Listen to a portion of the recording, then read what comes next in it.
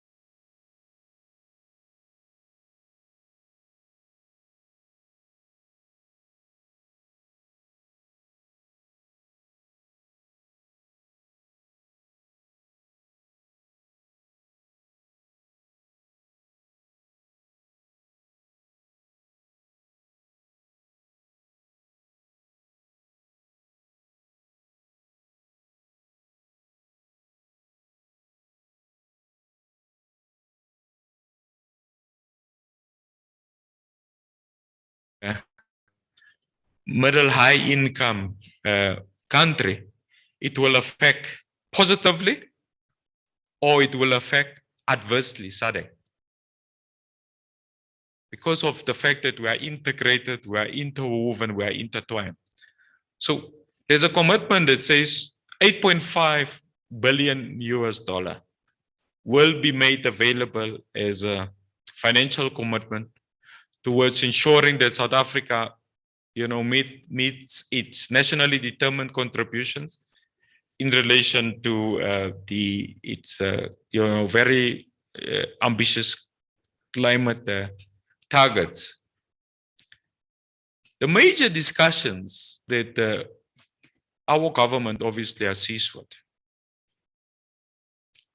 is that 8.5 billion US dollars. What is the character of that commitment? Financial concessions, multilateral development financing, loan facilities. More importantly, what is the grant component of it? Now, whatever we do,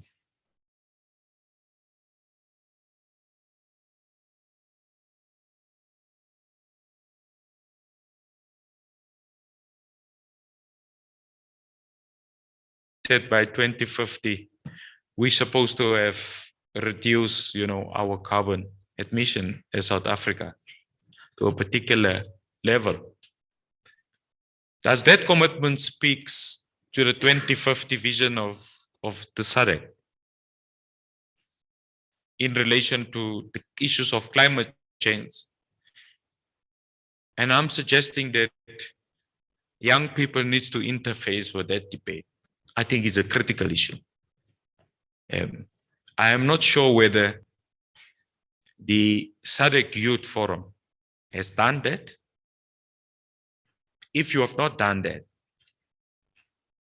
I think there is a small window of engagement, because the young people of SADC must then do a substantive contribution to the elders of SADC, isn't it so? I'm saying the elders because I don't think there is any leader in SADC that is a young person, or is there? There's none. I know they're in, is it in Sweden, Karabo? There's very young people there that's prime ministers. But yeah, so the young people of SADC must make a submission to the elders of SADC, isn't it so? Elders is a statesman and woman. And that's why I've said it's quite important that young people must be agile, because at some stage in a generation, probably after yours, we must have a young person to make a submission to SADC, which should also compose of young people. It's a noble dream, ladies and gentlemen. And I'm saying, not during your lifetime as young people, you experience it, but your role as young leaders is so that the generation following you may be experiencing it in their lifetime as young people. All right.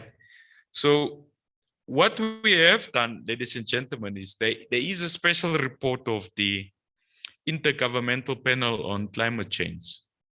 So it's a panel that comprises of both state and non-state actors that have interfaced with this specific matter on climate change. And it says that scientifically, there's no argument that debunks the reality that climate change is the single most potent threat to Africa's well-being and continued existence. So scientifically. So there should never be a debate about climate change. It's not affecting the African continent, or it's not going to affect the African continent. There should not be. There's a scientific basis for that type of submission. And it says, ladies and gentlemen, the worst are yet to come. If we are not agile, and if we don't put in place certain measures of resilience. In Africa, one of our primary sector of the economy, where you speak about Tanzania, you speak about Malawi, it's agriculture, isn't it so? So primary sector of the economy from the south to the north, to the west, to the east. And the report says agriculture in particular is most exposed to the consequences and effects of climate change. The AU agenda, ladies and gentlemen, acknowledge that Africa as a continent contributes less than 5% of global greenhouse gas emissions. So the debate that Dr. Nkosazana Dlamini Zuma introduced yesterday is a correct debate. That Africa, we are obliged now to have certain actions to make sure that Africa decarbonized. But at the same time, obviously, the more industrialized north was developed based on their carbon footprint. Remember, so the more industrialized north, for example, had lots of coal power stations, etc. They have industrialized based on that reality. Now, in Africa, as we are speaking, less than 5%. We are responsible for less than 5% of the carbon footprint of the entirety of the world in terms of the greenhouse gas emissions. Now, the debate ordinarily should be, look, we will not be able to continue to roll out economic infrastructure that is going to enlarge our carbon footprint. So there's that conflict. There's a dialectical conflict, Ugoti. You need development. And when we speak about development here in the South, we speak about this coal reserves that we have that is supposed to ensure that we industrialize. Now, because of this reality and what COP26 have said, we are supposed to not enlarge our carbon footprint. And that what we need to do is then to invest in your renewable energies in South Africa, your independent power producers, etc. It requires critical interface. It requires critical interface because in young people of SADC, we rely on that you have what we call your scientists. You have those that are able to ensure that innovative thinking are introduced in SADC amongst member states of SADC. And that's why I hope, ladies and gentlemen, in this amongst the leadership of the SADC youth, we must have someone that is a environmentalist, not just an activist, a scientist. There must be people that are metallurgical engineers. You know, metallurgical engineers is the science of the study of minerals, isn't it so? So that you can more richly contribute on qualitative debates in SADC. You won't be able to do it, Uguti, if all of you are general practitioners. Yeah? General practitioners, all of you are doctors in humanities. No, I've done my research in psychology, the conduct of human behavior in leadership. It's not going to work. It's not going to work. If this SADC young people don't have a metallurgical engineer, not there, ladies and gentlemen, amongst you, if you don't have it, probably it should be then part of your reference groups So that when you meet like this and discuss climate change, there must be a bright young person that must rise to the occasion. That is a mechanical engineer. Because you will not be able to appreciate substantively the adverse impact of coal on society if you don't appreciate that there is a knowledge system as it relates to minerals is concerned. And I'm raising it because our role as, former leaders of young people is to engage in critical thought, but also to make some interventions. And that's why I've said, I hope what I say doesn't step on the toes of Karabo and team, because I don't think they're at the National Youth Development Agency. There's a mechanical engineer. I don't think so. But do you understand where's our weakness? You are engaging in critical thought processes. But amongst you, there's no immediate reference points. Now, how, ladies and gentlemen, do you engage in COVID-19 discussions and you don't have a physician around you? Ordinarily, it should not be done. And I'm suggesting with climate change, because I've looked at your website before I came here. I've not looked at the article on your working groups that is authored by someone with a PhD in environmental scientists. I've not looked at it. I've not seen it actually. And I'm saying to you that you are seized with the right discussions, but I'm not 100% confident that at your immediate disposal. And I'm suggesting, ladies and gentlemen, it's a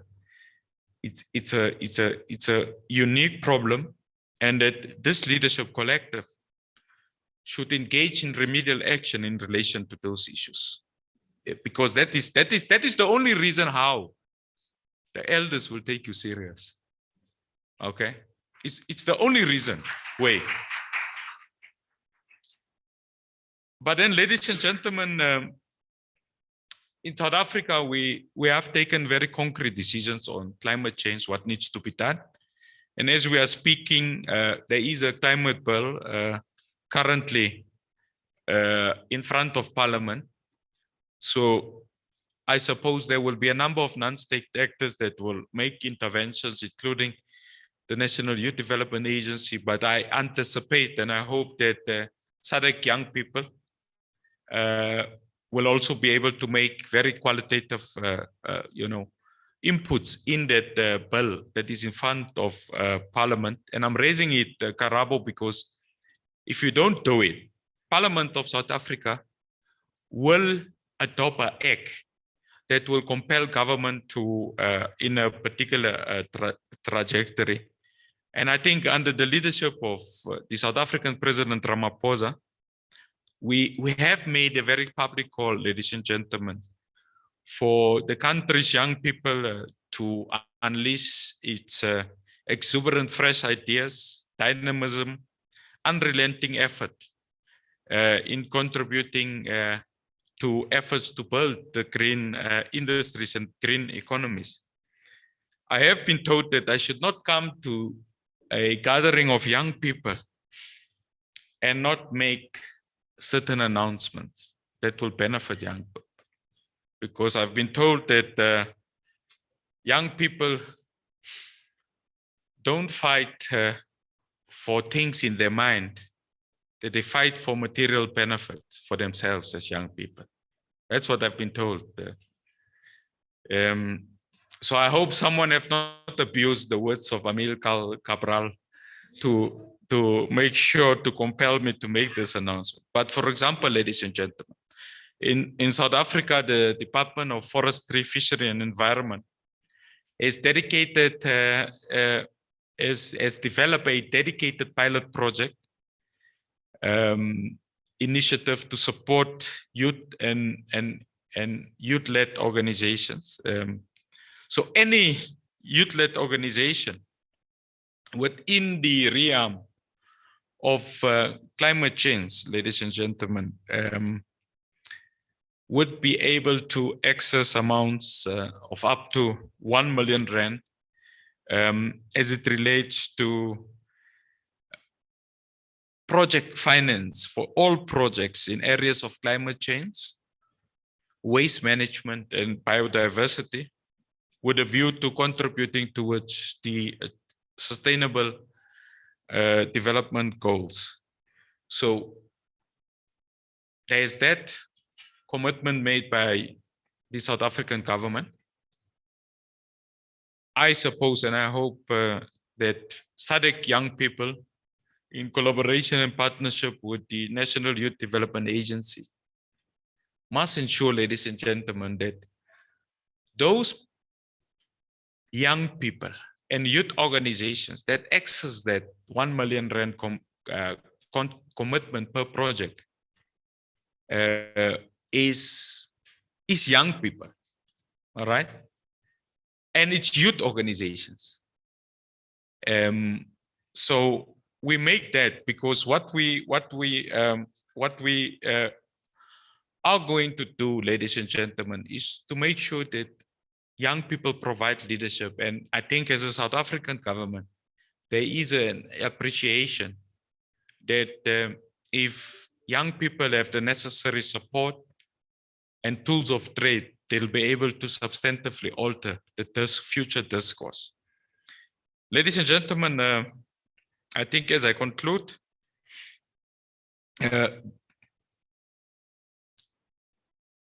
people ask me when we travel in elsewhere in the world, what is different? What is different in Africa? What is different in SADC? What is different in South Africa than before COVID-19? The one instrument, ladies and gentlemen, that is completely different and that young people needs to be engaged upon. When you speak about climate change issues, when you speak about the African economy, is that we now have today what we call the African Continental Free Trade Agreement in place, ACFTA. It has been implemented, ladies and gentlemen, from 1st January 2021. It's projected to increase intra-Africa trade to up to 52.3% of the continental GDP. And the expected expansion of the African economy is expected by 2050, ladies and gentlemen, in sync and in line with the Saddek Vision. By 2050, a combined economy of $29 trillion. Now, I want to just mention two figures for young people to understand where we are with and how essential it is to integrate our economies. And I'm quoting here, ladies and gentlemen, a South African figure. In 2021,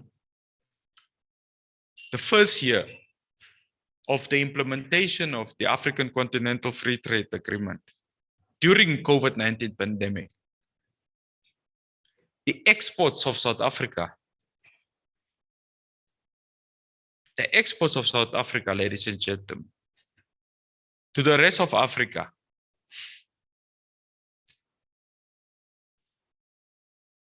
stood at 385 billion rand. 385 billion rand. It exceeded our exports to the EU for the very first time.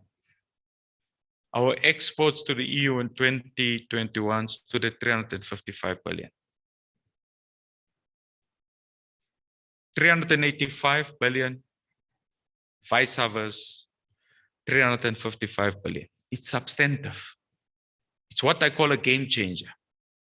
And this happened during COVID-19. The very first year of the implementation of the free trade agreement, during COVID-19, South African exports to Africa exceeded export to the EU as a bloc. It's a game changer. But the prime beneficiary of that economic dividend and prosperity must be young people. It must be young people. If in those 385 billion, SADC young people do a diagnostic assessment of how many youth with skills has been empowered, how many youth without skills has been empowered, how many youth enterprises has benefited, how many young women enterprises has benefited out of that exports, because it's trade, isn't it so? It's trading. If the SADC young people do that type of assessment, you will understand the importance of having vigilant leadership.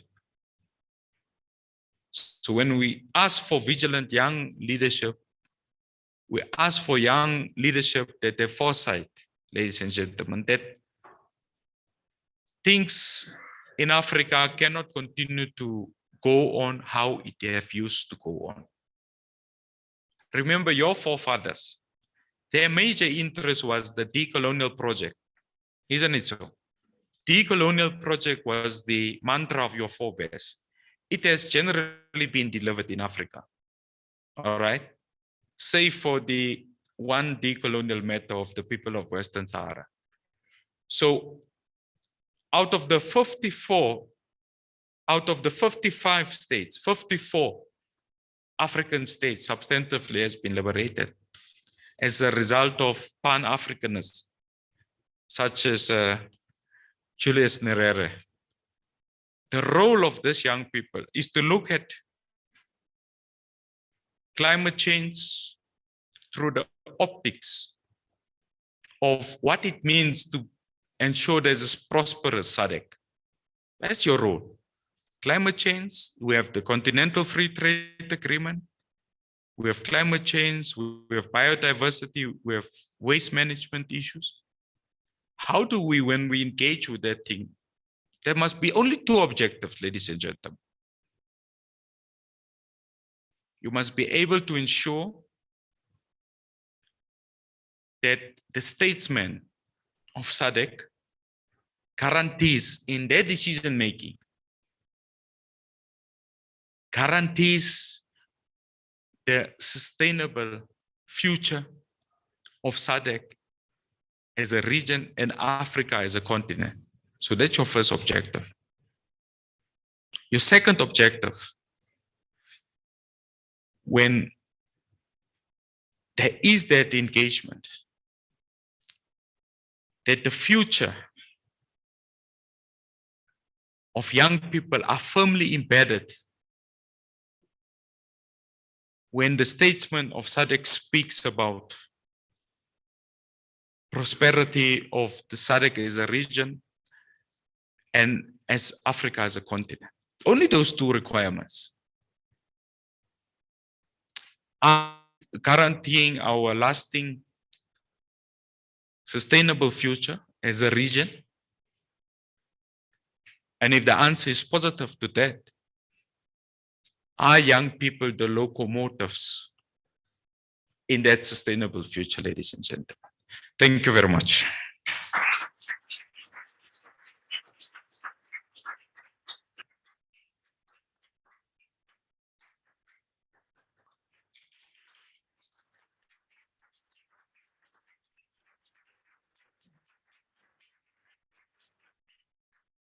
I think we can do better than that. Another round of applause, ladies and gentlemen.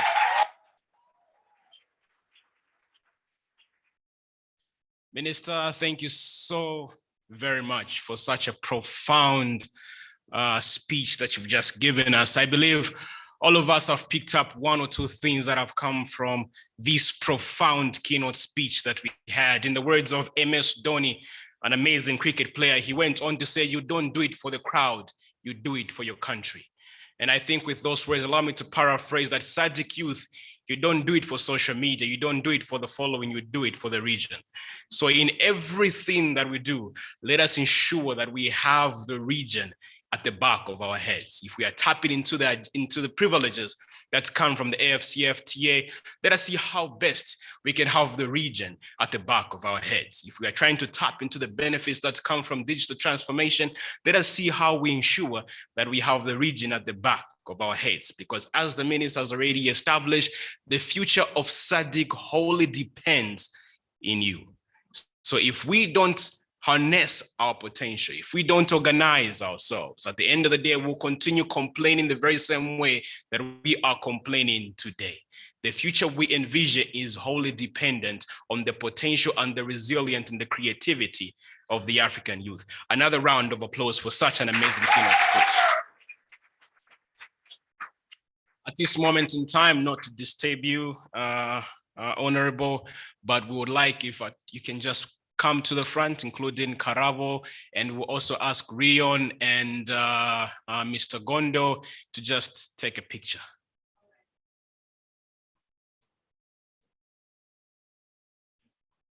Don't worry, comrades, we'll do it with you as well.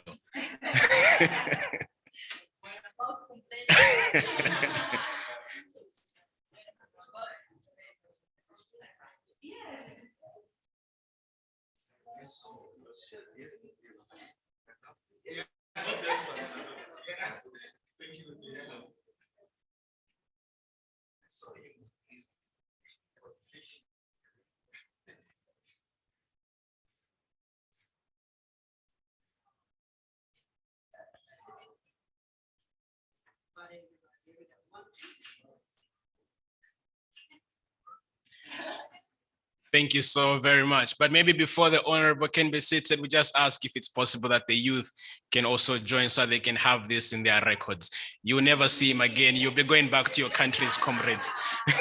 So we ask if maybe the youth, we can find a way to align ourselves, and then maybe we can just take a collective picture with the young people in the room.